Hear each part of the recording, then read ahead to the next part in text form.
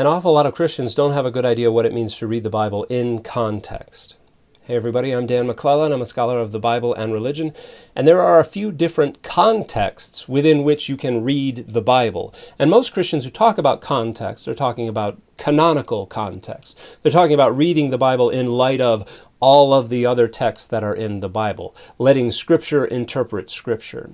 And this is problematic in many cases, not necessarily in all, but in many cases because the canonical context did not exist for any author who wrote anything that is in the Bible. The canonical context did not exist until after the Bible was complete. So when you talk about reading the Bible in canonical context, you're talking about imposing upon the Bible from the outside a post-biblical unifying framework that did not exist for anyone who wrote anything in the Bible.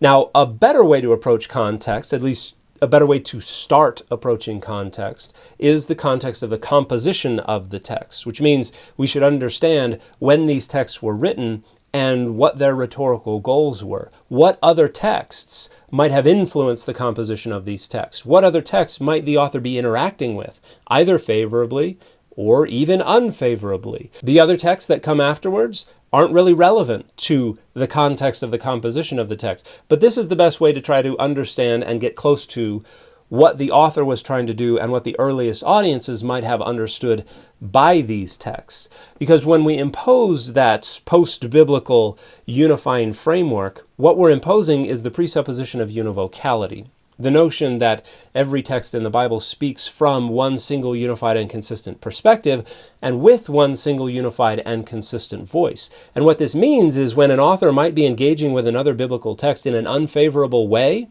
we overrule that author because we require these texts to be harmonized. And so rather than hearing the voice of author A and the voice of author B, we're superimposing a unifying framework and we're creating interpretation C so that we ignore the voices of both author A and author B. And that's not taking the Bible seriously, and it's not actually honoring the authority of the Bible. It's actually subordinating the Bible to the authority of our own needs and exigencies and rhetorical goals and dogmas. And this is why an awful lot of people don't like understanding context in terms of the context of the composition of texts, because they're already presupposing all these things, and they're not going to let the Bible get away.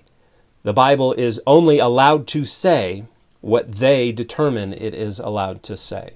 And in reality, the Bible doesn't say anything at all. It only has meaning to the degree a reader creates meaning in a specific context. And so there's really no other way to approach the Bible. But what this does is it creates a spectrum of ways to interpret the Bible. And on one end of this spectrum are the folks who are interpreting it in whatever way makes it most meaningful and useful to them in their own circumstances. These are the folks who are saying, no, the Bible cannot disagree with itself. It will mean what I tell it to mean.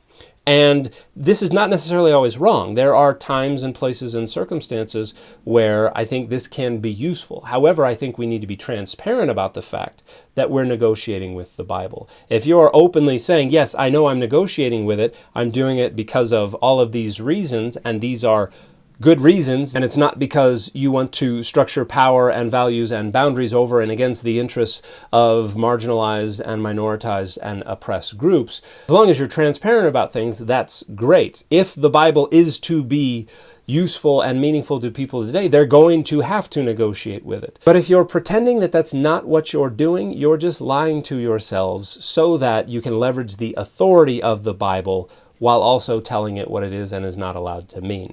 And on the other end of that spectrum, the historical critical end of the spectrum, we have people who try to reconstruct those contexts to the degree that they are able to, so that they can try to approximate a good understanding of how the text could have been meaningful and useful to the authors and the earliest audiences. And the reason a lot of people are uncomfortable with this side of the spectrum is because a lot of times that results in readings that are not particularly helpful to us today, that make the Bible more alien to us and less useful and less meaningful. And they don't like that.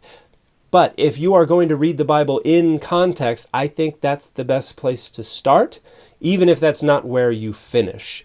But if you're going to start there and finish somewhere else, I think you also need to be transparent about the fact that you're doing that and account for what you're doing in ways that demonstrate you're not trying to leverage the Bible as a rhetorical bludgeon over and against the interests of groups who may not have the same access to power and resources that you do. Unfortunately, an awful lot of Christian nationalists are using the Bible to punch down.